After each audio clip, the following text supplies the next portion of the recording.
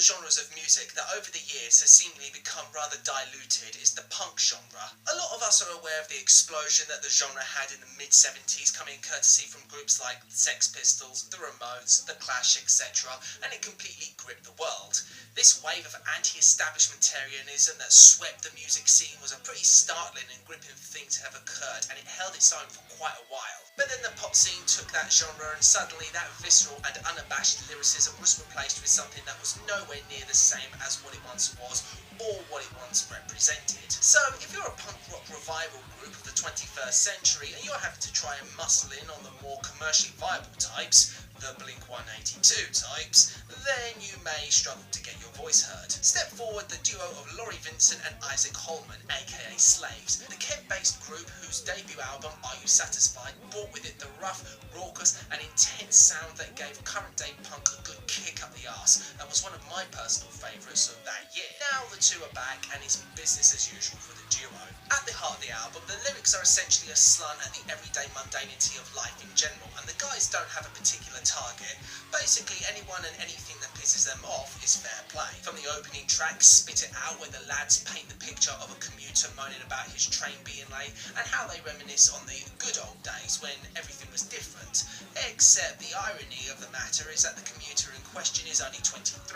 So the lads ask, what exactly are you complaining about? Hypnotized, where they lambast the bone-idle lazy who spend their time wide-eyed and dribbling whilst doing nothing but watching television all day. The titular track sees our lead stuck in a cycle of everyday humdrum that has no end to it and attempts to rally some kind of rebellion in order to take back control of his life and find some sort of meaning and freedom. Angelica paints a picture of a blood-sucking woman who seems to get her kicks of screwing men with a pulse and a penis. Steer Clear is a simple grow up and act your age piece to some apparent whining little teen who thinks that they're wiser than what they actually are. And the album's closing track, Same Again, which sees our lead bemoaning another fruitless and unimportant day in their life where he's had to contend with the little things that have pissed him off throughout the day, as well as the problems and issues that are currently going on in the world, from floods to disease. The album also has some political connotations to it as well, most notably on tracks like Consume or Be Consumed, which is taken from the perspective of someone of an authoritative position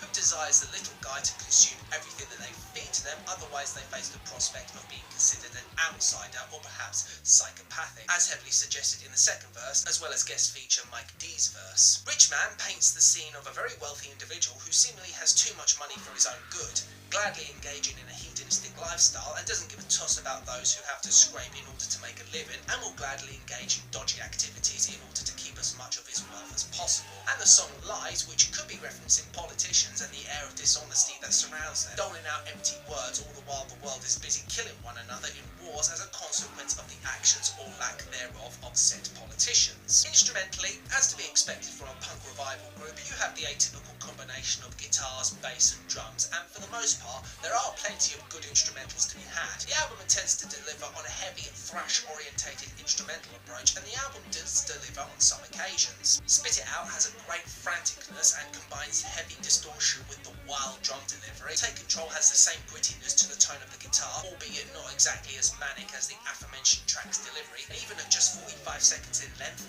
Fuck the Hi-Hat is a short burst of harsh headbanging enjoyment. But if the album flourishes anywhere in particular, it would be the emphasis on grooves, and it's here that the album shines. Hypnotized opens with a strong distorted riff that continues all throughout. Consume or Be Consumed has his guttural bass delivery with a fluid synth keyboard piece layered on top, and People That You Meet with its ascending descending melody, which is taken over by the harsh guitars as the track progresses. Just a few examples of decent instrumental moments. Note how the majority of the best instrumentals are in the first 2/3 of the album, because around the back end of the album things start taking a bit of a hit and the enjoyment starts evaporating quite quickly. It all begins with Steer Clear, and whilst the bass riff has a good groove to it, the lack of energy is highly noticeable. The synth line is thin and it screams for something with some guts and vigour to it. The drone of the guitars on Cold Hard Floor feel half-assed and too simplistic, especially in comparison to the frantic tracks that have come before. STD's PhDs feels too overstuffed with the constant buzz of synths, the scattered electronic percussion that just continues to clatter and doesn't really compare to the organic sound of real drums, and even Angelica is dying for some sort of invigoration and life. If that's one thing that this album appears to lack, it's consistency. If the group had just stuck to the ballistic thrashing sounds that opened up the album and had carried on throughout, then what you'd have is a solid, hard and visceral punk rock album that matches that of their first outing. For me, Are You Satisfied is hands down the better album. It's tighter, it's got more of an edge to its sound, and above all else, it's consistent. Not only that, but sometimes the lo-fi vocal delivery can become slightly incomprehensible underneath the production, and some tracks on a lyrical level are pretty underwritten and hold very little of my attention. Tracks like Angelica, STDs, PhDs, and Play Dead, which is hands down my least favourite track on the album. But on the whole, it's a solid album that still has plenty of good going for it.